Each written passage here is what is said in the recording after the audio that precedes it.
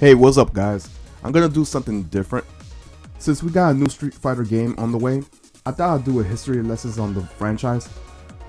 This video is for the people who want to get into Street Fighter but don't know anything about the characters or story. I guess we could start on how I got into Street Fighter. I got into Street Fighter back in the 90s when they were in the arcade. My first game I played was Street Fighter 2, like most fans. I didn't know the move list, so I either had to look at magazines like Game Pros to learn the special moves. I sucked back then. My first console port of the game was for the Sega Genesis, but it was challenging because the Genesis controller only had 3 action buttons to either punch or kick in the game. Unless you had the 6-button controller, you had to press start to swap kicks or punches. After the Genesis days, I took a break from video games. I was still following on what was going on by the titles like Street Fighter Alpha and Street Fighter 3. I didn't get a chance to play them until the anniversary collection for Street Fighter came out for the Xbox and the PS2. This collection was great because it included Street Fighter 2 with all different updated titles like Street Fighter 2, Super Street Fighter 2, Hyper Street Fighter 2, and so on. So you could have a classic Ryu fight versus Turbo Ryu or something like that. All this is just a different speed up version of a character and different sprites as well. This collection also has Street Fighter 3, which was my first time playing it. The anniversary collection also included the Street Fighter anime movie, which was the English dubbed censored version. I'll get into the movies later, but for now, we will stick into the games. My chance to play Street Fighter Alpha was in multi-platforms. I had Street Fighter Alpha 3 for the PSP, and the Street Fighter Alpha Anthology for the PS2, which includes all the Alpha titles. That's right, I forgot all about the orders of the games. You see, everything starts with the original Street Fighter. A lot of people don't mention the first game because it wasn't as big as the sequels.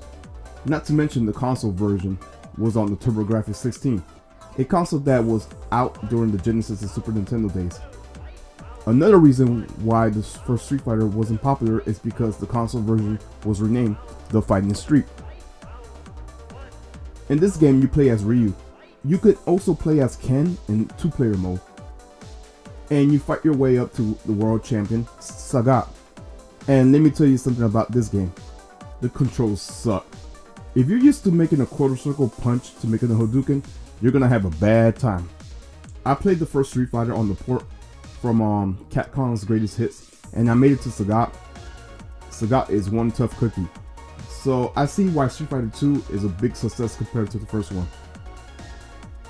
With that being said and done, we got Street Fighter Alpha, which takes place after the first Street Fighter.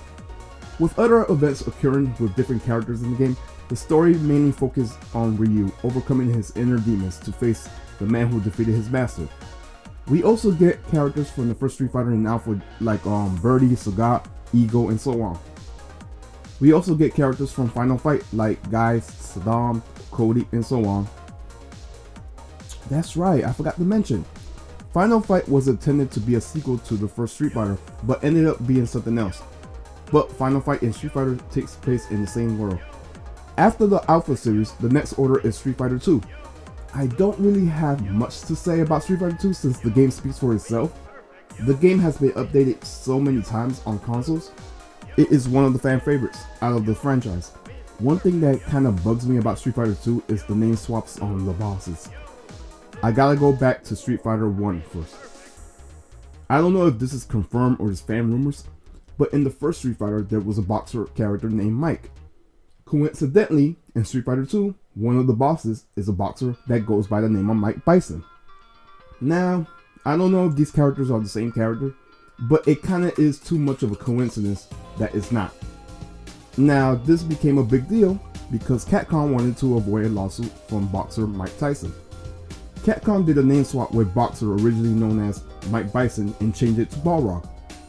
Balrog was originally the name of another boss, which we will call Claw to avoid confusion. Outside of Japan, Claw's name is Vega. And you guessed it, Vega was the name of another boss in the game, which was named M. Bison. Confused? Let's break it down. The boxer is known as Mike Bison in Japan, and outside Japan is Balrog. The Claw character is known as Balrog in Japan, but outside Japan his name is Vega. And the dictator in Japan, his name is Vega, but outside of Japan, his name is M. Bison. Yeah, what a big clusterfuck. So yeah, basically boxer, claw, dictator. The best port for Street Fighter 2 in my opinion is the HD remix. Capcom got artists who does the art books to hand draw the sprites into a new look for the game. Not only is the new look new, but the music is also remixed as well. You also have the option to play the original music as well in the game. After Street Fighter 2, the next game to take order is Street Fighter 4. That's right. Street Fighter 4 takes place after 2. This is playing while we all got characters from 2 and some from Alpha in the game. Personally, Street Fighter 4 felt like a fan filler for me. Even though I did enjoy Street Fighter 4, it felt like Capcom's way of catering to fans with a 3D look, but without rotating around like games like Tekken and Soul Calibur. This was Capcom's way of reviving the franchise to the current gen consoles at the time to get a modern Street Fighter game. And it worked. Street Fighter 4 was a huge accomplishment.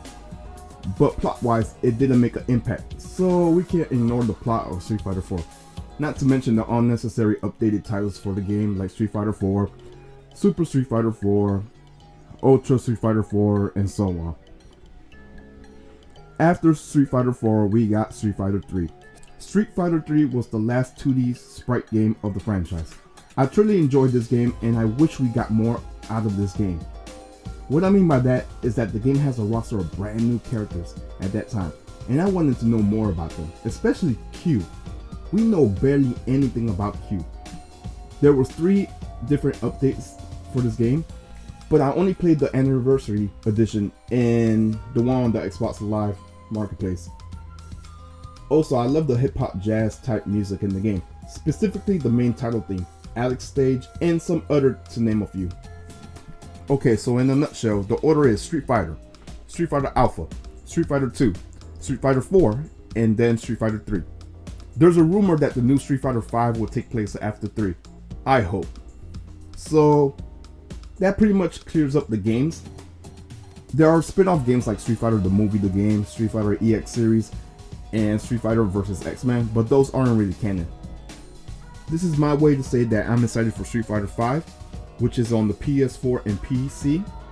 Hopefully the story could be exciting as Street Fighter 2 and 3, but only time can tell. I have played the second beta. I'll leave an annotation playlist to check out my gameplay. I have currently all the Street Fighter games available on the Xbox 360, Xbox Arcade, PlayStation Network. So if you'd like a challenge, feel free to add me on either PlayStation or Xbox. My gamer tag is Foraki Uchiha on Xbox, and my PlayStation ID is FranBiz. Anyways, guys, I hope you guys enjoyed this video. I tried to go in depth with the main games and some medias that's related with Street Fighter. If I left out something, my bad, because there's a lot of Street Fighter media to go over with. Anyways, if you guys enjoy what you see, make sure to comment, rate, subscribe, and I am out. Peace.